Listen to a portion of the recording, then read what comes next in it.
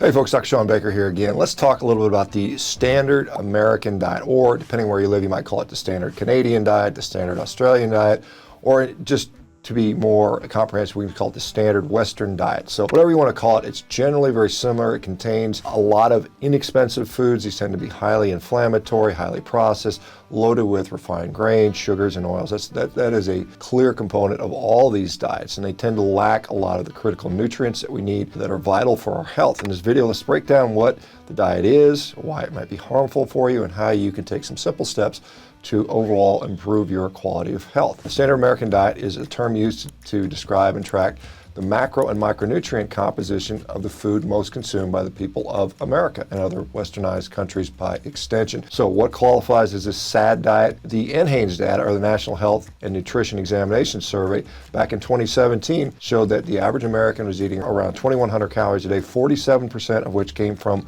carbohydrate, 36% from fat, 22% from added sugars, and a mere 16% coming from protein. Most of the calories from these Western diets comes from food that are entirely foreign to our genetic makeup, namely processed grains, sugars, unhealthy oils, and various other manufactured food-like substances. In fact, a study out of the BMJ showed that Americans get around 60%, more than half. The majority of their food is coming from these ultra-processed, problematic foods. Now, this is evolutionarily, obviously, inappropriate. For millions of years, humans evolved by hunting and gathering whole foods. Our bodies were adapted to those. Recently, over the last 200 to 300 years, modernization of the food system, ultra-processing of the food system has left us exposed to foods that our genetic makeup is just not well set to deal with. As a result, the human body ends up developing all kinds of chronic issues, whether it's altered immune responses, all kinds of diseases. The diseases that have been clearly associated with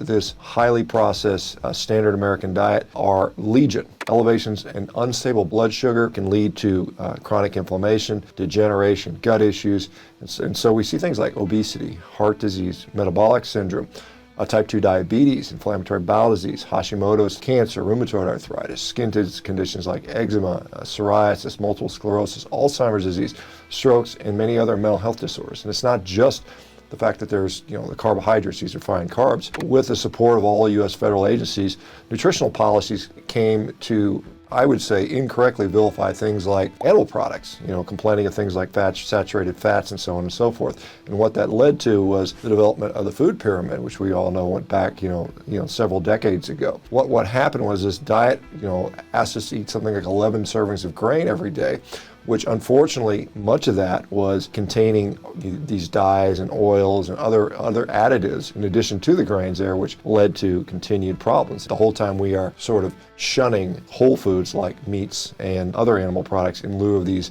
highly processed grain-based foods. This has led to, obviously more and more health problems as we can see the overall population health. Modern hunter-gatherers don't have many, if not most, of the Western diseases we just see today, and presumably ancient, hunter-gatherer ancestors didn't neither. Could there be something to do with the diet? Of course there is. If you switch your diet out from a highly refined processed diet to a whole food diet, regardless of what the makeup is, you're going to see an improvement.